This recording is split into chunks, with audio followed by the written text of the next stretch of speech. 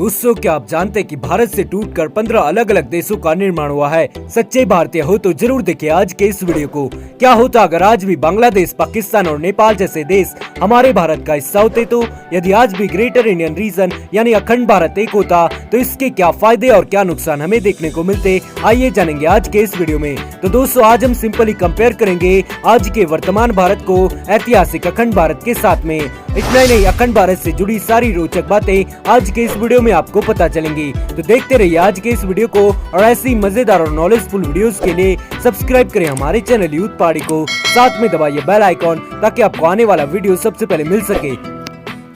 दोस्तों, एक भारतीय नागरिक होने के कारण आपको पता होना चाहिए अपने ऐतिहासिक भारत के बारे में। तो आज के कंपैरिजन पॉइंट्स पर जाने से पहले एक नजर डाल लेते हैं अपने अखंड भारत के ऊपर। तो आज से कुछ सालों पहले तक हमारा इंडिया साइज में काफी लार्ज था। लगभग 15 से भी ज्यादा देश शामिल थे हमारे अखंड भारत में।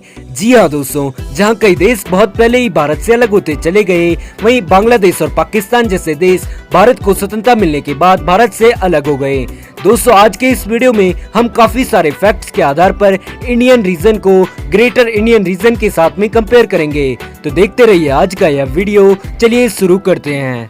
दोस्तों, सबसे पहले बात करते हैं अखंड भारत में शामिल देशों की। तो हमारे ऐतिहासिक भारत में लगभग 15 देश शामिल थे। हमारा प्राचीन भारत ईरान से शुरू होकर फिलीपींस तक था। उस समय आज का Iran, Afghanistan, Pakistan, Nepal, Tibet, Bhutan, Myanmar, Bangladesh, Cambodia, Vietnam, Philippines, Thailand, Sri Lanka, Malaysia और इंडोनेशिया जैसे आदि देश हमारे अखंड भारत में शामिल थे। चलिए दोस्तों, अपने कंपैरिजन पर चलते हैं। तो जहां आज इंडिया की टोटल पॉपुलेशन 138 करोड़ के आसपास है, वहीं अखंड भारत यदि आज कोई देश होता तो इसकी आबादी 255 करोड़ के आसपास होती। दोस्तों, यह डेटा हमने इन सभी देशों की करंट पॉपुलेशन को कैलकुलेट करके बताया है। भारत आज आबादी के हिसाब से दुनिया का दूसरा सबसे बड़ा देश है। वहीं अगर आज भी भारतवर्ष यानी अखंड भारत एक होता तो यह चाइना की आबादी को पीछे छोड़कर दुनिया का सबसे ज्यादा पॉपुलेस्ड कंट्री होता। दूसरा दुनिया की सबसे बड़ी मुस्लिम आबादी इंडोनेशिया, उसके बाद पाकिस्तान और फिर भारत में बसती है। वहीं आज अखंड भारत यदि एक होता तो यह दुनिया की सबसे बड़ी इस्लामिक कंट्री होती। एरिया दोस्तों, जहाँ भारत कुल 32,87,263 किलोमीटर स्क्वायर के लैंड एरिया में फैला हुआ है, वहीं ग्रेटर इंडियन रीजन का total land area 83 lakh kilometre square के आसपास था। एरिया के अकॉर्डिंग जहाँ भारत दुनिया का 7वां सबसे बड़ा देश है, वहीं अखंड भारत यदि कोई देश होता तो यह एरिया के लिहाज से ब्राजील के बाद दुनिया का 6वां सबसे बड़ा देश होता। आखिर कितनी होती अखंड भारत की जीडीपी? दोस्तों, जहाँ इंडिया जीडीपी के मामले में आज दुनिया का 5वें नंबर का देश है, वहीं ग्रेटर इंडियन रीजन की total GDP 6.1 trillion US dollars की होती और यह जीडीपी के मामले में दुनिया का तीसरा सबसे बड़ा देश होता। दोस्तों, जहाँ ग्रेटर इंडियन रीजन की टोटल पॉपुलेशन इसकी जीडीपी को ऊपरी लेवल तक ले जाती, वहीं इतनी भारी भरकम आबादी के लिए अच्छा खाना, अच्छा घर और अच्छे कपड़े शायद ही मिल पाते। आप इस टॉपिक पर क्या कहते हो? कमेंट बॉक्स में जरूर बताइए। क्या होती अखंड भारत की राजधानी और कौन सा होता इसका सबसे बड़ा शहर? वेल दोस्तों, यदि आप यह वीडियो देख रहे हैं तो आपके दिमाग में जरूर सवाल आ सकता है कि यदि आज भी अखंड भारत एक होता तो इसकी कैपिटल एंड लार्जेस्ट सिटी कौन सी होती? लेकिन दोस्तों, इसका कोई सटीक आंसर हमारे पास है नहीं, लेकिन फिर भी बैंकॉक, दिल्ली या फिर लाहौर में से कोई एक अखंड भारत की राजधानी होती। वहीं इसका सबसे बड़ा शहर जकार्ता और फिर दिल्ली होता। दोस्तों, एरिया वाइज भारत का सबसे बड़ा राज्य राजस्थान है, जो कि लगभग 3,42,239 किलोमीटर स्क्वायर के लैंड एरिया में फैला हुआ है। वहीं ग्रेटर इंडियन रीजन का सबसे बड़ा राज्य बलूचिस्तान होता, जो कि पाकिस्तान का एक राज्य है और यह लगभग 3,47,190 किलोमीटर स्क्वायर के लैंड एरिया में फैला हुआ है और राजस्थान की तुलना में थोड़ा सा बड़ा है।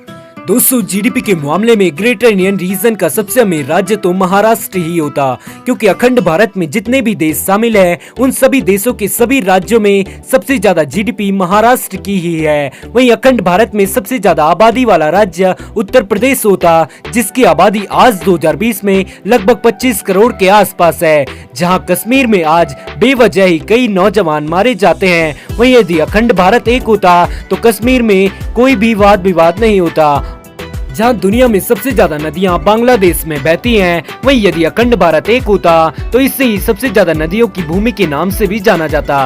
दोस्तों, इसमें कोई दोहराए नहीं कि यदि आज अखंड भारत एक होता तो इसकी आर्मी दुनिया की सबसे बड़ी आर्मी होती, जो कि यूएस और चाइना की आर्मी से भी बड़ी होती। दोस्तों, यदि आज भी एक होता अखंड भारत तो दुनिया के नक्शे में केवल 180 देश होते, क्योंकि अखंड भारत से टूटकर 15 देशों का निर्माण हुआ है। बात करें अगर कोस्ट लाइन की तो इंडिया के पास आज जहां 7,516 किलोमीटर तक की कोस्ट लाइन मौजूद है, वहीं यदि अखंड भारत एक होता तो इसकी कोस्ट लाइन लगभग 57,000 किलोमीटर तक की होती। वहीं अफगानिस्तान, नेपाल, भूटान एंड तिब्बत जैसे लैंडलॉक देशों को भी इससे काफी फायदा होता। बात करें अगर 5 बड़े शहरों की तो जहां भारत के 5 बड़े शहरों में दिल्ली, मुंबई, कोलकाता, चेन्नई एंड बेंगलोर आते हैं, वहीं अखंड भारत के 5 बड़े शहरों में Jakarta, Delhi, Mumbai, Bangkok and Karachi होते।